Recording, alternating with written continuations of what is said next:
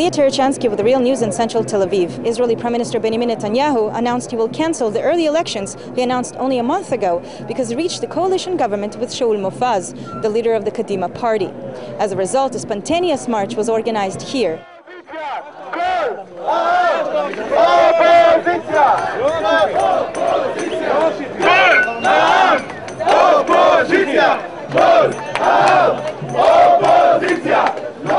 After we were looking at very close upcoming elections in September that were moved up forward, we suddenly woke up to see a new coalition of Kadima joining the Likud, forming a huge coalition of 94 members of Knesset together in the same government. I think probably one of the biggest governments we ever had. We kind of lost our opposition, and I think it's like so basic. Every democratic country has to have an opposition. I think he stands to gain until the next election a really solid base in the government without having to go through the pain of an election.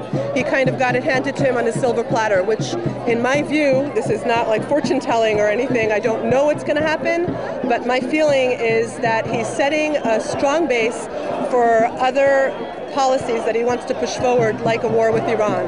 The police prevented the protests from marching, arresting at least 7 they identified as leaders in the activist movement.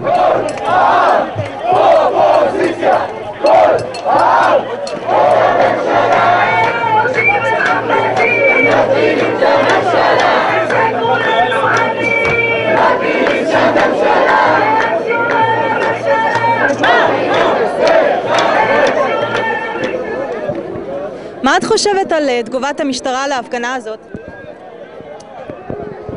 I think it's a bit aggressive. First they started to arrest photographers from different newspapers. The first was Israel Hayom, which is a newspaper that belongs to Bibi, and they didn't know, and they just arrested him. Then they arrested another 2 photographers, one from Haaretz and one from like another newspaper. And they put them in and it was quite a violent, because one of them was trying to not get arrested. And it took a while until one of them got released. Now the one that got released is the photographer from Israel Hayom, and I wonder why that worked out that way.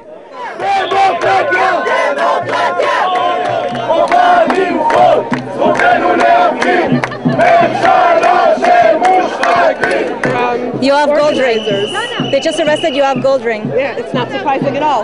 I've been to several protests in the past few months, and at every protest the police have come with a smartphone and looked through pictures to identify leaders, whoever they identify as leaders, and then at given moments I heard the police behind me saying, "Get that one." Last summer was the beginning of the revolution here in Israel of the people, and it started off like with the topic of rents being so high and all, but then like it just like was a fire in an open field. It like everything came out. It's obvious that he's doing something for his own interests, to stay in power, and he's using the system that way, and it's obvious that it's not for the benefit of the people.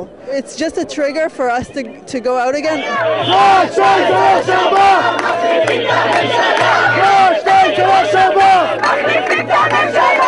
Writing in Yediot Achronot, one of Israel's leading journalists, Nahum Barnea, explains the interests of the two.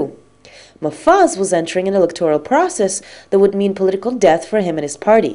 Netanyahu was faced with 2 events in recent days that made clear to him that his party is drifting away from him. Barnea referred to the rise of a militant right-wing faction within Netanyahu's Likud party, under the leadership of Moshe Feiglin, and the ruling of the Supreme Court for the government to evict a part of an illegal settlement in the West Bank, a major move opposed by most of his coalition. By uniting with Kadima party's Shaul Mofaz, Netanyahu formed a massive coalition with 94 seats against an opposition of 26.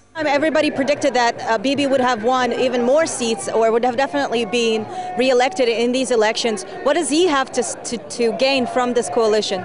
I think Bibi assumes that he's going to win anyway. He's going to get more votes anyway, and there's absolutely no reason why to have the elections now when he can go on for another year not doing anything, not promoting any social or political agenda that would be new, that would be initiative.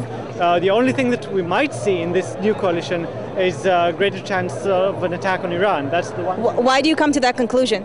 Well, Mofaz comes from a very militant, hawkish background as chief of staffs, and of all people in Knesset to possibly join a coalition with Netanyahu, Mofaz is the one most likely to be supportive of an attack.